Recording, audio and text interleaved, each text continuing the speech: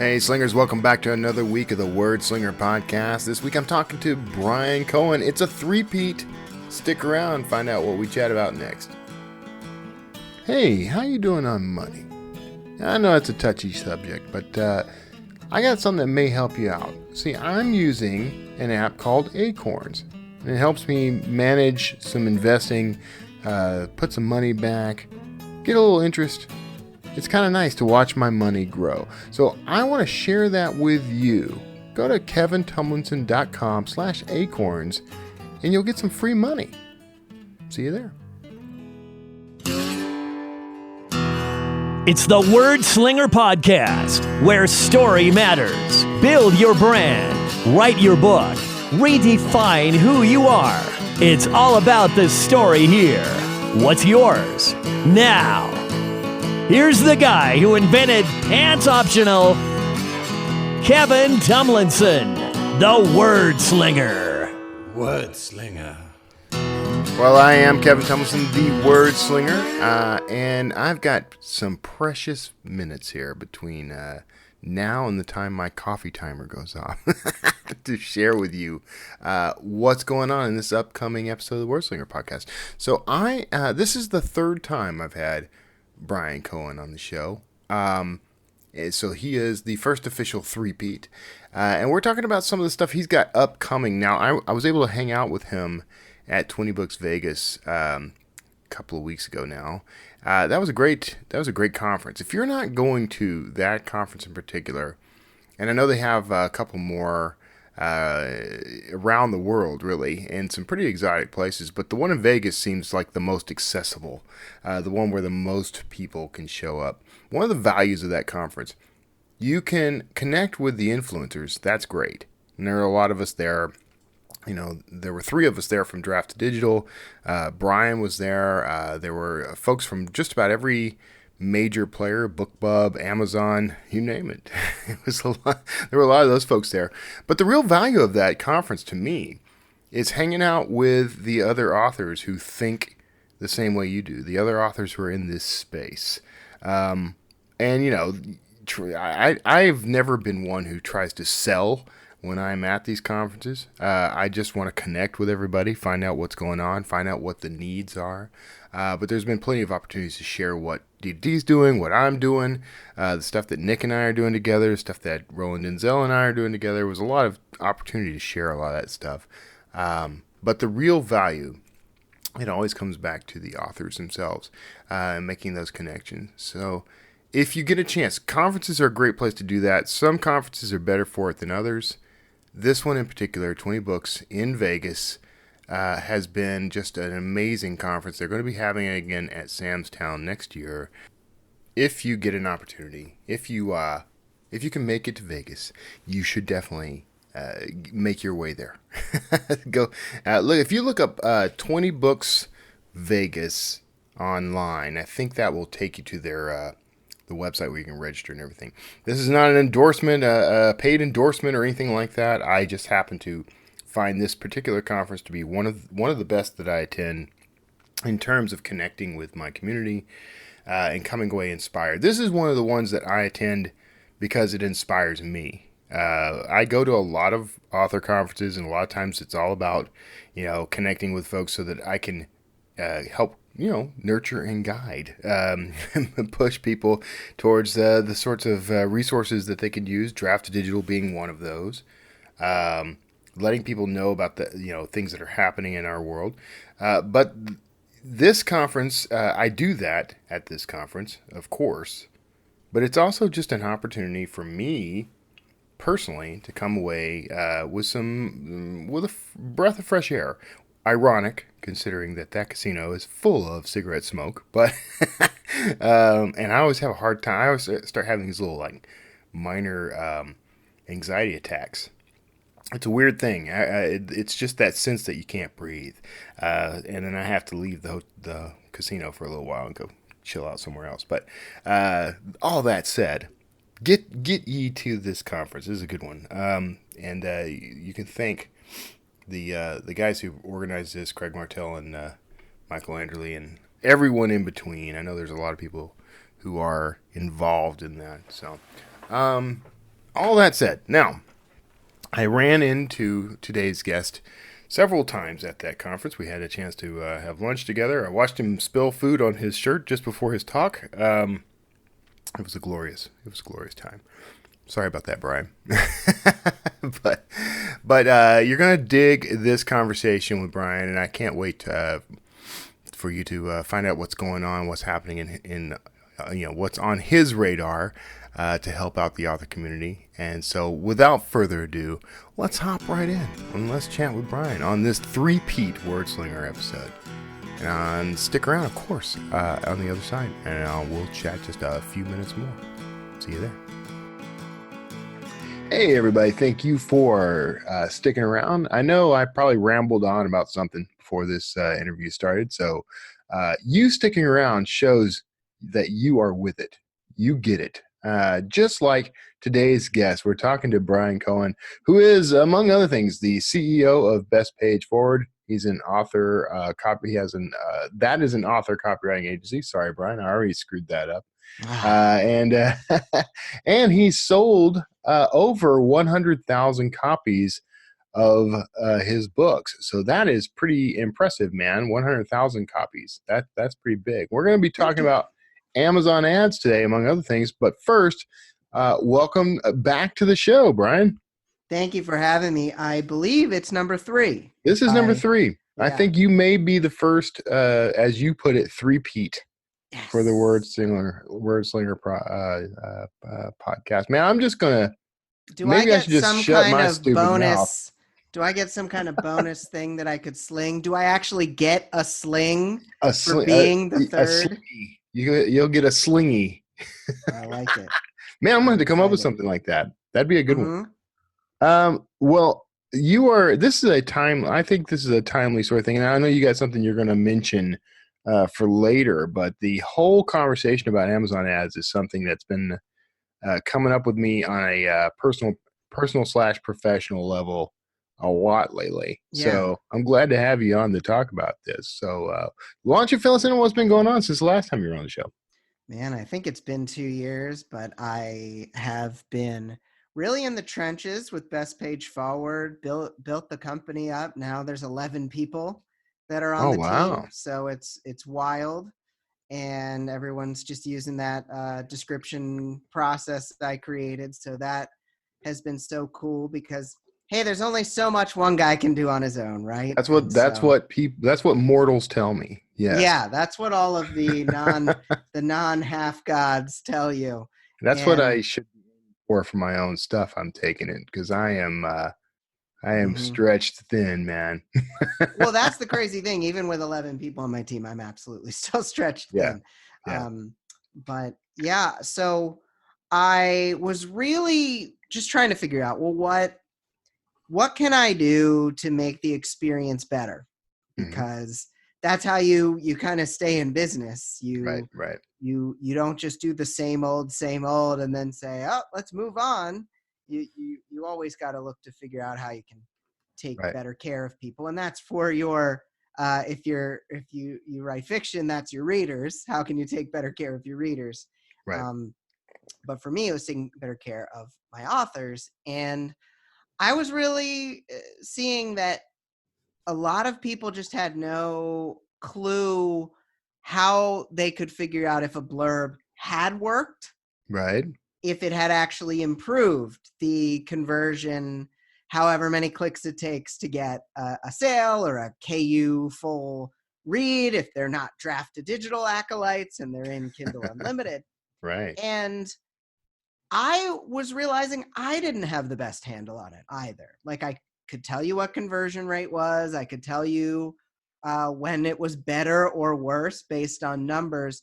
But I decided, this was early 2019. Yeah. I kind of started a project where every week I publicly shared my Amazon ad spend and my royalties for 30 consecutive weeks or so. All right. That's bold. It was, and it was scary. Yeah. It was scary because, I run an author services company. I have courses. I have whatever. books are only one component of what Right. I make for, my bottom line. And so to share that, well, I don't make $10,000 in book sales a month. I know Right. there are people who do. I am not one of them. Here is how much I made last week. That was an interesting thing to be able to share. Did you find, I mean, did you, because obviously the first thing that comes into my brain is like, this is a put up or shut up kind of thing. Yeah. So, if you're not making the coveted 10 grand per month on book Yeah. sales, did it feel like there was any backlash because of that? I don't think so, but I mean, obviously, people can talk behind my back and say stuff. Nothing Right. made it to me Right. on my pedestal, but I didn't hear anything about that. In fact, I actually when I decided to shutter the show because it kind of just felt like I was repeating the same kind of tips every week. Hmm. I got up several people saying, I'm so sad that you're turning off the show because I am seeing those $10,000 a month success stories and they're Right. not helpful to me. But when you were saying when you mess stuff up or when you were saying how much you actually spent to make a certain amount, Right. they said that was different than anything I'm seeing out there. Yeah. And I was really glad to get that feedback because that's something I want to do more and more. Transparency is a good thing. Yeah. I agree. I mean, I was not as bold as you are before. Because there was a long stretch of time where I found myself giving advice to authors, but not making the kind of money I wanted to make. Sure. And by the time I was making the money I wanted to make, the 10 grand or up per month, um, I felt like I'd already said it all. So there wasn't anything to share. Like, I can't give you the secret. The secret was do what I said for the past 5 years. Yeah.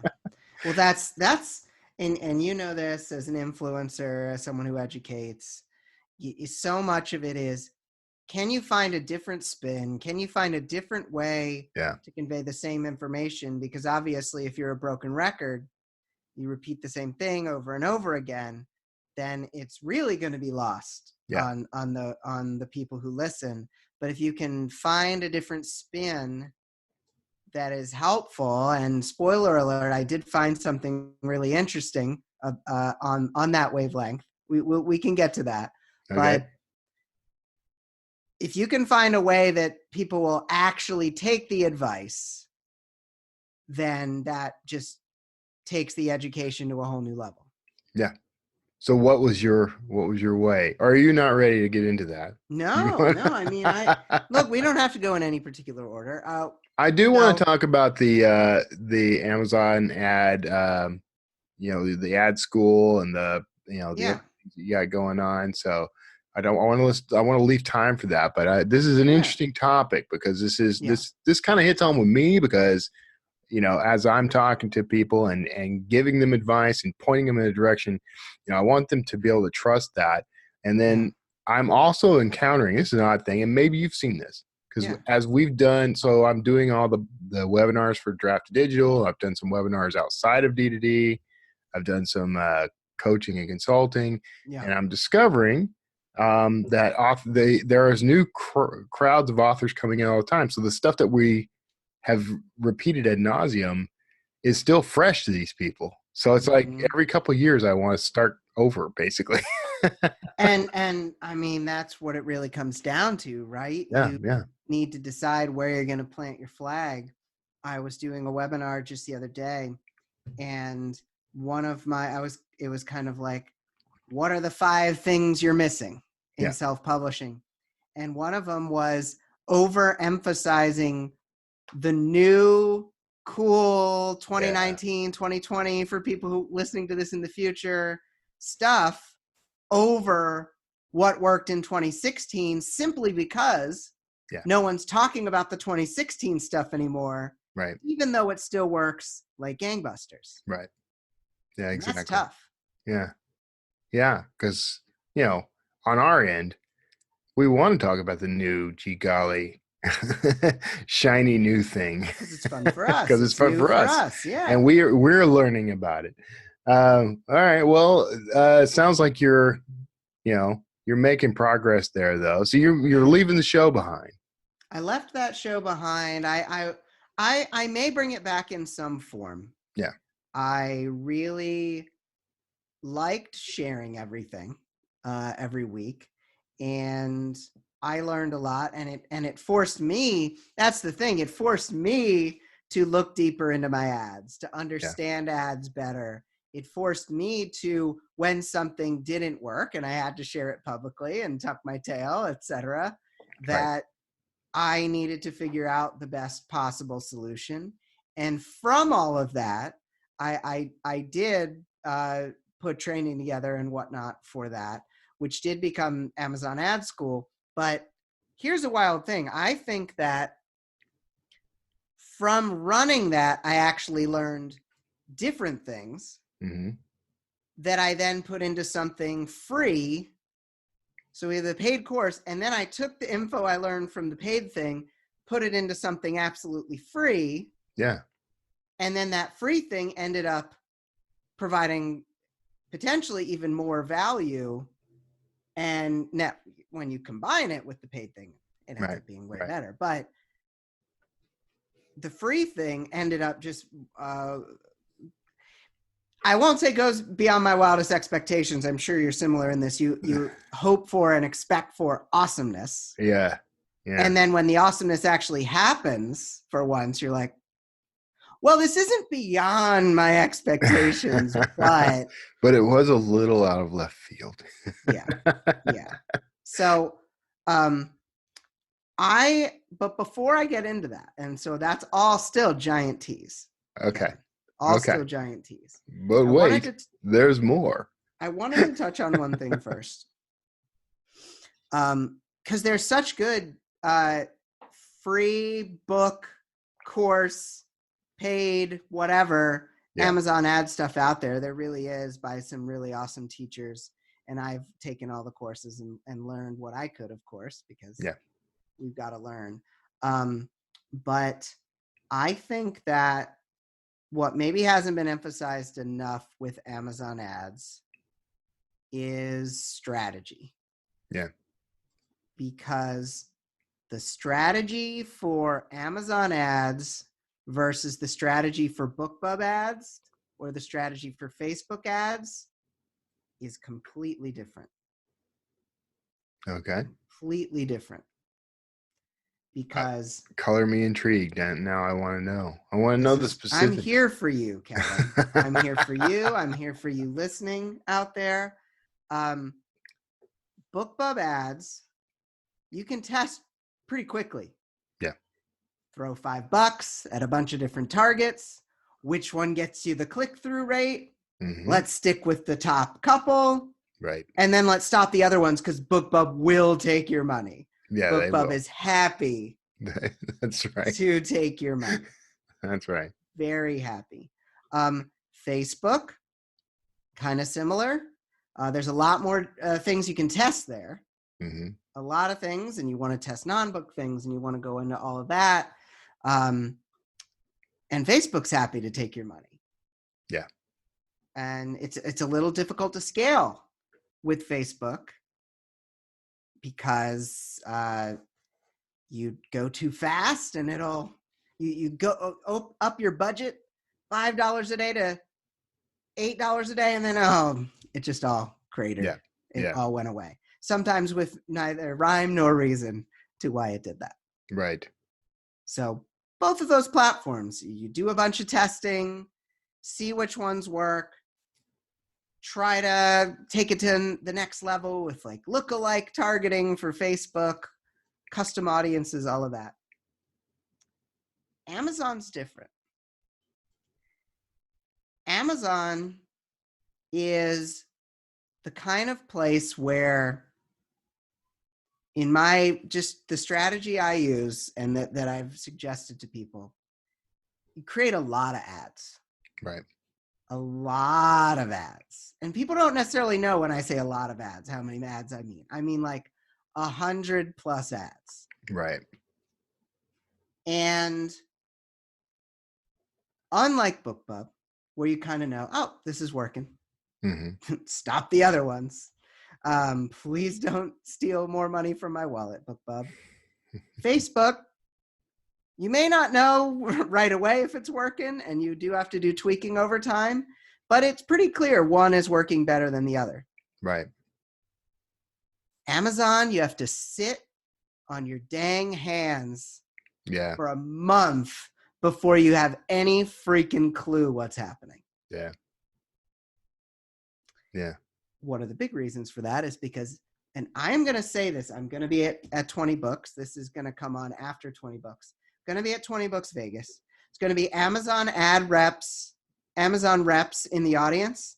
Mm-hmm. I'm going to stand on stage and say, Amazon ad tracking sucks. It sucks. And I'm going to say that in front of 500 people. Yeah. It sucks. Yeah, I think most people would agree with you. Anybody who's messed with Amazon ads knows. But we have, and I've talked to them, dozens. If I've talked to dozens, then there's hundreds. Mm-hmm. Hundreds of authors who've looked at certain statistics on an ad. Right. And have turned off an ad that was making them money. Yeah. And bringing it all back around to the strategy of Amazon ads, the way I see it, you look at how much you spent on your Amazon ads. And Amazon, thank goodness, if you bid low enough, they don't like to spend your money. Yeah. I can live with that. You look at how much you spent, and then you look at your royalties. Mm-hmm. And then you play the greater than, less than game. Right. Were the royalties higher? Yeah. If they were, you profited. Yeah. And then you keep doing more of that. Yeah, but that's creating more ads. That's a painful game, man. Because if it is slow. It's slow, and if you screwed up, you don't know it until it's already hitting you in the wallet. So that's painful. But if you bid low enough, the damage is likely to be very small. Whereas if you accidentally kept a BookBub ad running for an extra month, you'd be hit with like a $500 bill. It's not going to happen on Amazon if you double check your math and everything. Right. Right. It is slow and painful, no question. So you have a system then, or you've built a system that teaches the strategy of this? I have, and that dramatic pause was somewhat intentional. You had a dramatic pause before we went on. And you'll edit it out, and people will be like, "That wasn't that dramatic." I'm gonna drop it down. Yeah, make it 4 times as long. So the thing I'm doing, the reason I'm actually like going around the country on these podcasts is, I'm doing a Amazon ad profit challenge. Yeah. I did one in September. It was really something. 8,000 Facebook comments that I tried to respond to personally. That was something. I'm doing this 5-day Amazon ad profit challenge again in January. And there were so many people that had never figured these things out. This slow, steady process, this one number bigger than the other thing with the profit and the ad spend, because it's not intuitive. You could not go into the platform and figure this stuff out on your own unless you're good at math. Right. And we're word people. We are word slingers, if you will. Right, exactly. So I'm doing that challenge because I mean, I like giving things away. I like giving content away. But now we're going back. This is parentheses inside of parentheses inside of parentheses. It's the inception of podcast interviews. It is very inception like. Talking about the way people learn. Right. The problem with a course or a book is that you're reading it, you're doing it on your own time. Mm-hmm. And the great thing about a challenge is that everybody's doing the same thing at the same time. And that social component of, well, here's the homework. There's homework, by the way. Something I didn't even count on, because I would do homework and extra credit for these. I forgot, oh wait, everyone who writes books is a nerd just like I was in high school, Right. and wants to do the homework and wants to do the extra credit. But when people are posting this homework online, and we had it in a Facebook group, they post it online, they post the extra credit, they're commenting on each other's stuff, cheering each other on. If someone has a problem, there's like 20 people who could jump right in and help them immediately. Right. That social component is what brings the whole room together. And it was amazing to behold in September. Yeah. And I'm really excited to be able to do it again in January. Very cool. Very cool. How do people find this? Where are you pushing it? Oh, you have to find me. No, just track you down. Just call me. It's gonna be sign up at bestpageforward.net/challenge. Okay. And people can sign up there. And then there'll be, this time around, we're going to do a Slack group and a Facebook group, because a lot of people hate Facebook. Yeah. A lot of people hate Facebook. I've more or less, I'm still on Facebook, but I've more or less walked from Facebook. It's just too cringy. There's some cringes. Yeah. There's some cringes, but I like that we were able to bring a lot of positivity to that little corner of Facebook in September, because that's the thing. I am always making an effort to bring relentless positivity to the author community. Yeah. Yeah. Because there's pockets that aren't. That's true. Things can get dark and negative very fast. Yeah. Well, we're all very sensitive people. Yeah, that's true. That's the thing. In addition to us being former high school nerds, we are all very sensitive people, and we're touching into emotions in our writing that we don't necessarily release. This is totally random. Yeah. But I had an acting teacher in college, Joan Darling, who actually was a TV director, one of the first female TV directors in the 60s and 70s. She's amazing. Short woman, giant Coke bottle glasses. Yeah. She's just amazing. And she wanted to make sure that when we were tapping into these deep emotions during our acting, and writers do the exact same thing, whether or not they know it, is she would give us kind of a tactic for releasing that. Yeah. And I don't think the author community prioritizes that in a way that it probably should. Yeah, that's probably true. And that is probably true. That's tough, because we bring that energy in with our spouses and our kids and our friends, and right. And that's tough. Yeah. Yeah, it is tough.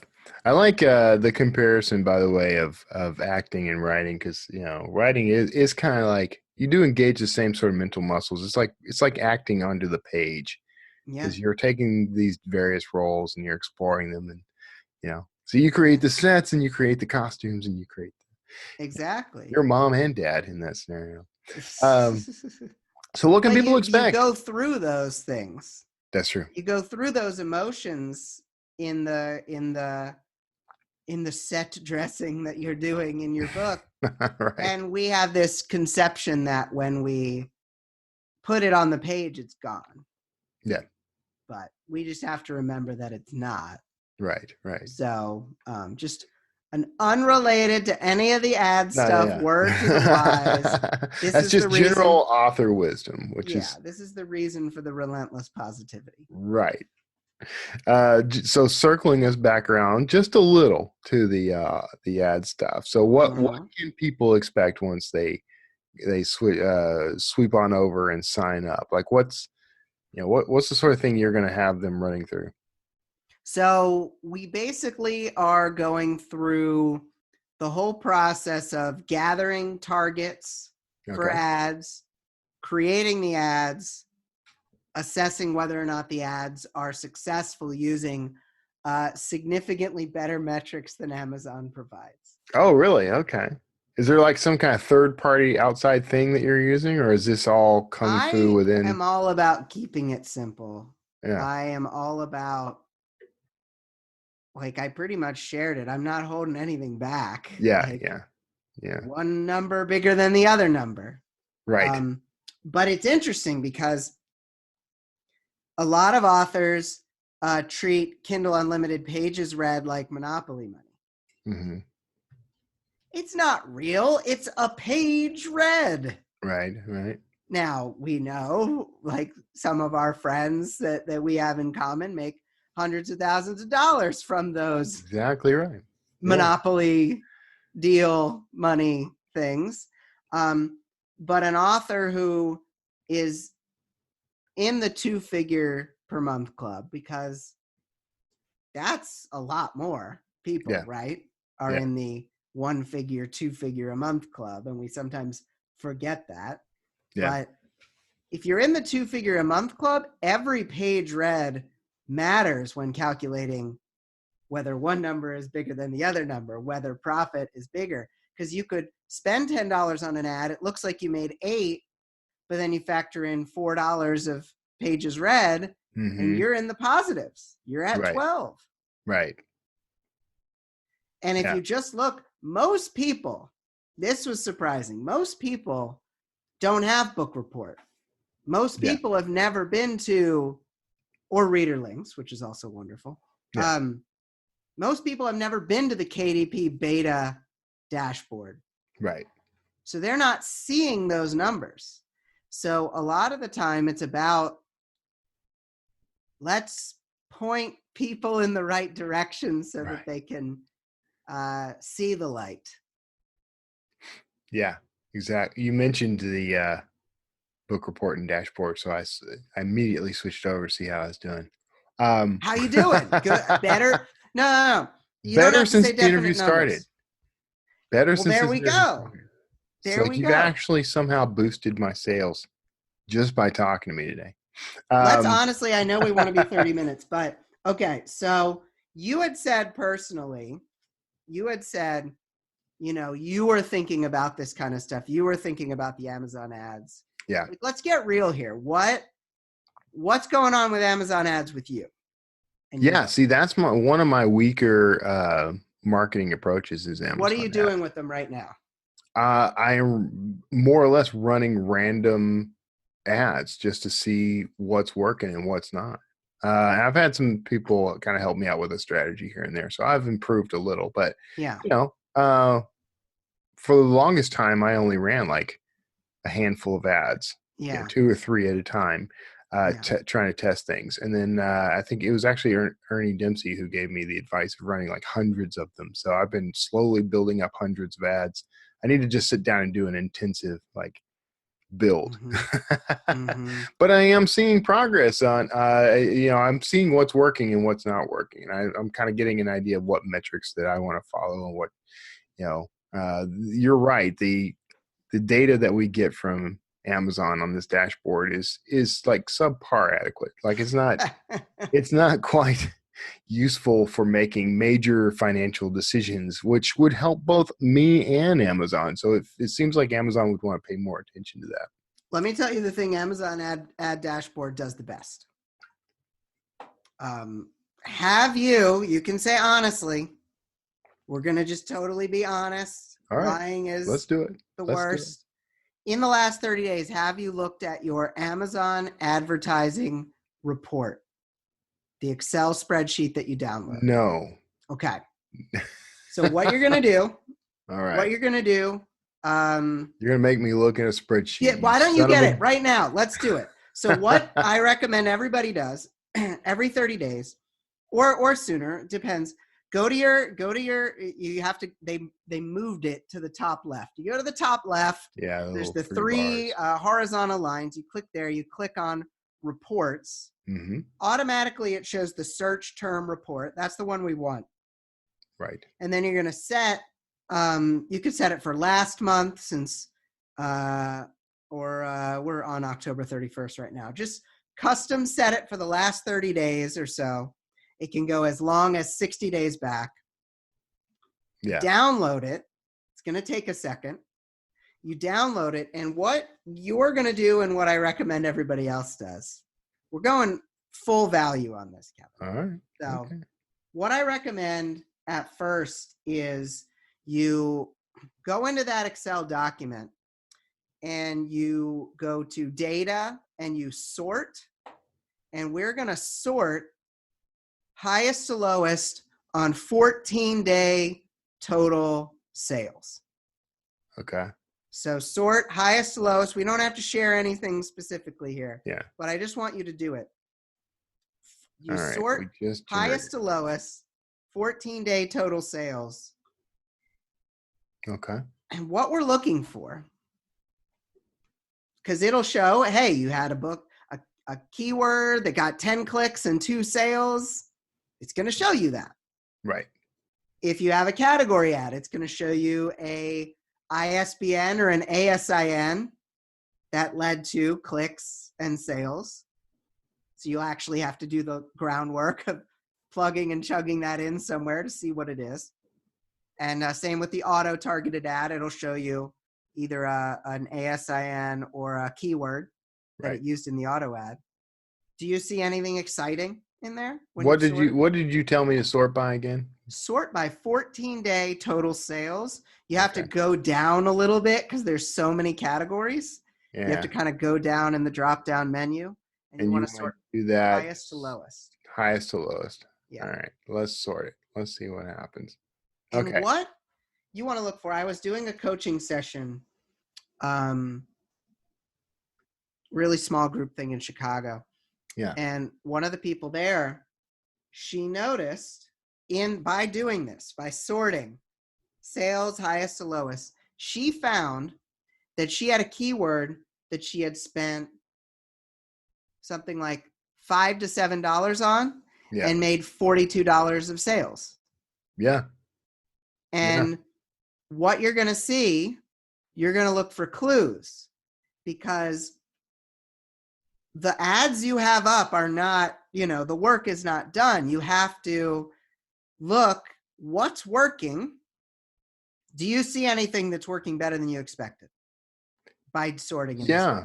Interesting enough, my own name has worked better than well, you got to target else. your own name, so nobody else does. Yeah. No. Yeah. I'm Does. getting a couple of different terms that actually performing pretty high up. So what you do then? Yeah. What I want you to do, you don't have to do it, but I want you to, is later after we get off this call, you forget all about it, but you write this down. Take the search terms that you were interested in, or the ASINs that came up, and do a little searching there. Create a few ads based on those, whether it be in like Publisher Rocket or Yasiv or wherever. Create a few ads based off of the results. Right. So what I just did with you is basically what the challenge is. Okay. So we're looking for how to do this the right way. Right. And then we're doing it in a group where everyone holds each other kind of accountable for it. Interesting. All right. Actually, just looking at this sorted the way you're talking about is pretty helpful. It does put it in a better perspective than I normally get. Yes. That's why this is the best thing that Amazon Ads does, is that report. Yeah. Yeah. That's interesting. Okay. All right. Well, that seems like exactly the kind of thing that would make it worthwhile to drop in uh, on your program on the 5-day Amazon ad profit challenge. So we're going to encourage people to do that. So again, you said if they go to bestpage4.net / what was it? /challenge. /challenge. It's not up yet. Here we are in October, but it will be when this goes live. Okay. We're going to make sure. I'm going to put that in the show notes. All right. Right now. Right now. Right now. I'm going to say challenge. Okay. Not challenger, but challenge. All right. You're going to have to get a near miss of challenger now. Just letting you know. I'll put that in to redirect to the same place. Good deal. All right, man. Well, we're at time, but this has been interesting because again, Amazon ads, all the ad platforms can be intimidating and baffling depending on your point of view. I've really been getting intensive on ads, trying to crack the code on some of these things so that I'm no longer just throwing money at the problem, which is never the best idea. Even when you've got the money to do it, it's not a good approach. So I like your concept of, get strategic about it. I like this. I had never considered using the report this way. So maybe I should have. Maybe I'm just dumb. No, I think that you are in the majority and people who don't take a look at this sort of thing. And that's why I'm here. That's why you're really you're all here. about me helping you, Kevin. That's what it's about. That's what it's about. All right, Brian. Well, hey, thanks for being a 3-peat on the show. We'll have to do a 4-peat somewhere along the way. Sounds great. So, but hopefully everybody jumps in and checks this out. But definitely need to go to bestpage4.net anyway. There's mailing lists to be subscribed to and etc. Well, thanks a lot for being on the show, man. I appreciate it. Thank you for having me. I can't wait to get my sling in the mail. Sling is on the way. All right, everybody. Right now, I'm absolutely certain, hearing the groovy theme music. So you may dance and place it well and stick around because we're going to have something to wrap the show up after this break. So I'll see you on the other side. Hey, you looking for a jump on your own indie author career but kind of confused about where to start? I got the place for you. Check out Draft to Digital. That's where you're going to be able to convert your manuscript, distribute it worldwide online, and get help the whole way from the best author support there is. Trust me on this one. So go check out Draft to Digital at drafttodigital.com/wordslinger. Hey, I hope you enjoyed that little chat with Brian and the exploration of Amazon ads, among other things. I always enjoy talking to Brian. He and I are very similar in some ways. We're podcasters and authors. That's obvious, but we both actually studied improv, which was something kind of neat to learn about Brian, and that's been a resource in my career actually for the past 20 years. So I always thought it's kind of cool that we shared that. Anyway, I hope you did get something useful out of this chat, and I hope you're gonna hop on over to Brian's all of his website and his check out his courses and everything else he's got going on. You'll find links to that in the show notes, but check out bestpageforward.net at bestpage4.net/challenge, and you'll pick up on all this. So that's going to do it for this week. Now, I'm recording this pre-Thanksgiving holiday in the U.S., so you will probably hear it after the Thanksgiving holiday. I hope you had a wonderful Thanksgiving if you are a U.S. listener. If you're not a U.S. listener, I hope you had a wonderful day.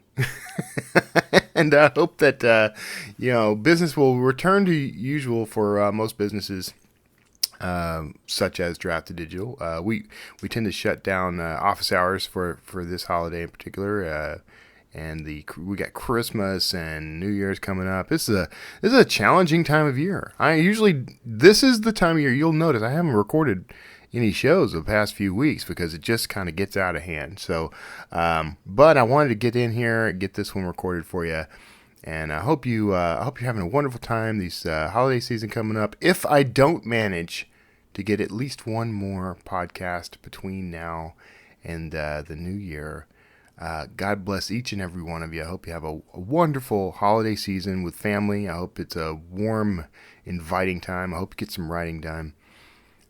This is my favorite era so far.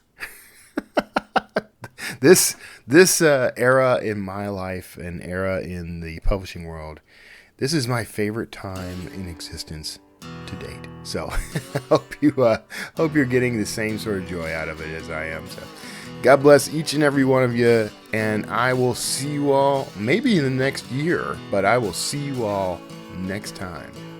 Take care.